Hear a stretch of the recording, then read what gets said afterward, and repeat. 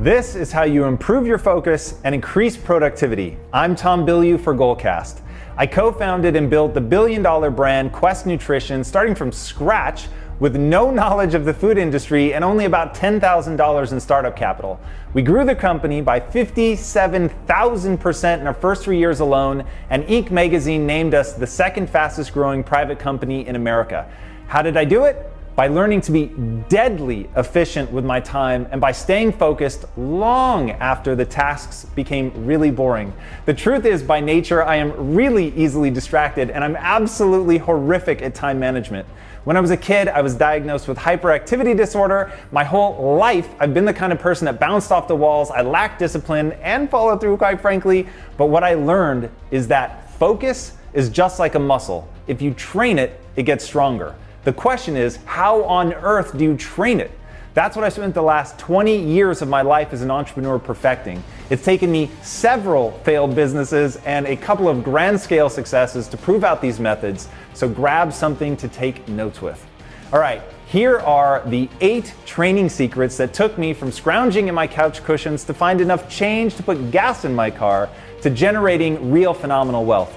Number 1, start with passion. Willpower isn't a finite resource, but motivation is. So when you feel like you don't have the willpower that you need, chances are what you're really lacking is motivation. So you're not pursuing something that means enough to you for you to be able to generate energy. You want to pursue things that give you more energy than they take. Now, I don't think anybody's born with a passion. I think that it's something that you build in your life. I don't think it's something that you find. You find something that you're interested in, but then you're going to fan the flames of that interest through engagement, turn it into a fascination, and then through the process of gaining mastery, you turn that fascination into a real full-blown passion. But ultimately, what you're trying to do is build something in your life that's giving you more energy than it's taking away. That way, when it gets boring, when it gets hard, when you find your focus slipping, you're gonna have what you need to come back to that thing that you know you should be focusing on.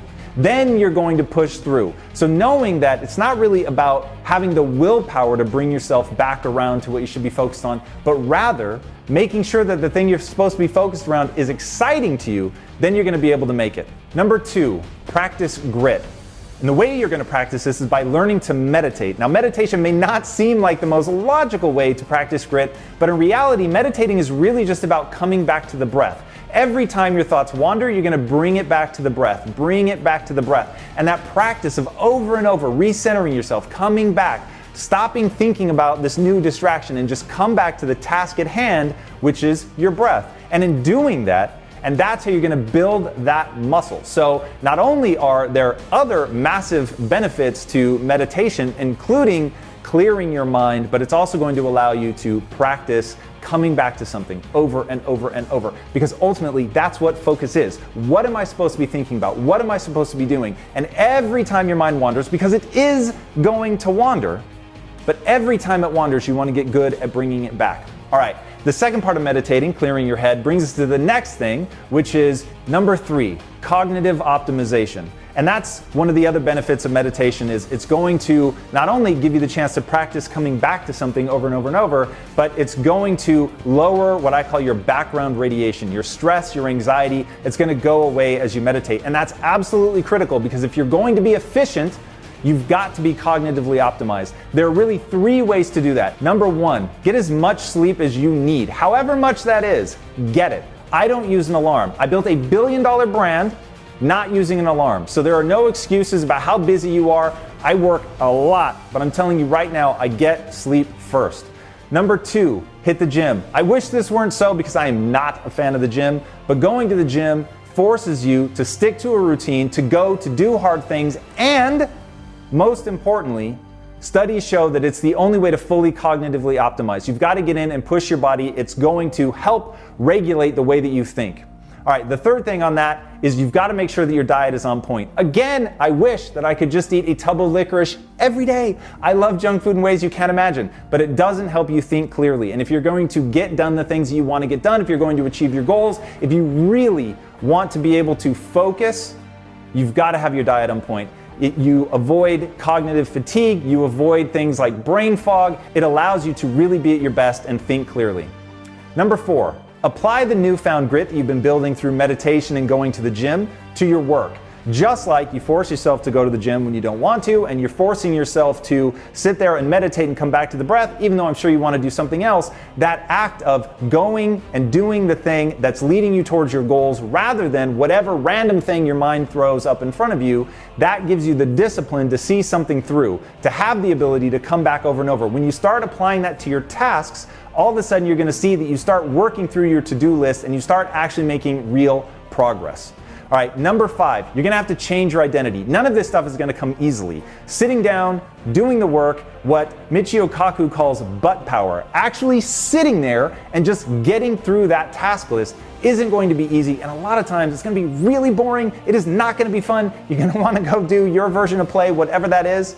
But in those moments, your identity is gonna save you because you're gonna take the time to repeat to yourself what kind of person you are. And this narrative, this thing that you tell yourself about yourself, is going to determine what you achieve in life. I always say there are 2 things that really matter. Number 1, what you repeat to yourself about yourself, and number 2, what you repeat to other people. What do you say out loud? Because when you tell people what kind of person you are, what you're about, what you do, what you're trying to build, you create this need for congruence. As you're telling people that you're that way, as you're telling people how you think, that you're pushing yourself, that you're the kind of person that, fill in the blank, focuses, has a big mission, is working towards it, only does what leads you toward your goals, whatever it is that you're repeating to yourself and to others, you're going to create that need to be congruent with that. And that is hugely advantageous. Make sure that you're taking advantage of that. All right, number 6, you've got to hold yourself to a ridiculously high standard. The truth is, in life, there's only one path to success, and that is set the bar ridiculously high and then surpass all expectations. You don't want to play the part of achieving your goals. You don't want to pay lip service to it. You actually want to do it. And to do that, you've got to hold yourself accountable to progress. When you're holding yourself accountable to a high standard, when your identity is tied in, then all of a sudden you're actually going to be looking for those metrics of real progress that you can identify, and you won't be afraid to adjust course if you're not actually making that progress. Because who you are and the way that you feel about yourself is tied up in all of that. Number 7, be deadly efficient with your time. The goal here is to be proactive, not reactive. Most people spend all of their time being reactive. They spend a lot of time checking their email, taking phone calls, taking meetings, rather than saying, this is my goal, this is my plan to reach that goal. Whenever I check my email, I feel a deep and pervading sense of shame, because when you're checking your email, you're being very reactive and you're saying somebody else outside of my business knows better how I should be spending my time than I do. So I highly encourage you guys to keep your email checking to an absolute minimum. I probably reply to less than 5 emails a week. And I do that because I have that list of important things. I know at all times what I should be working on. I don't need other people to tell me. So my advice to you is keep a list of the most important things you could be doing at any one time to reach your goals. I live and die by my important things list. Number 8, and this is one of the most important things that any of us can remember. 80% of business is knowing what not to do.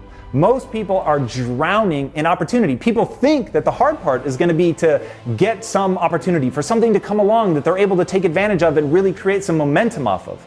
The reality is we're all standing in a room with 1,000 doors, and our job is to close 999 of them. The problem in your life isn't going to be a lack of opportunity. I actually think opportunities come along all the time. The problem is knowing which ones to pursue and which ones to say no to. And that's what feeds back into that important things list, which feeds back into your goals. You have to have crystal clarity on what your goal is and how you're going to achieve it. And that's how you're going to decide which one of those 1,000 doors you're actually going to step through.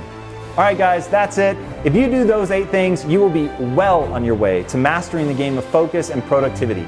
Again, my name is Tom Bilyeu, and you can follow me at Tom Bilyeu. You can follow me there across all socials, including YouTube. Let me know how I can help. And until next time, be legendary. Take care.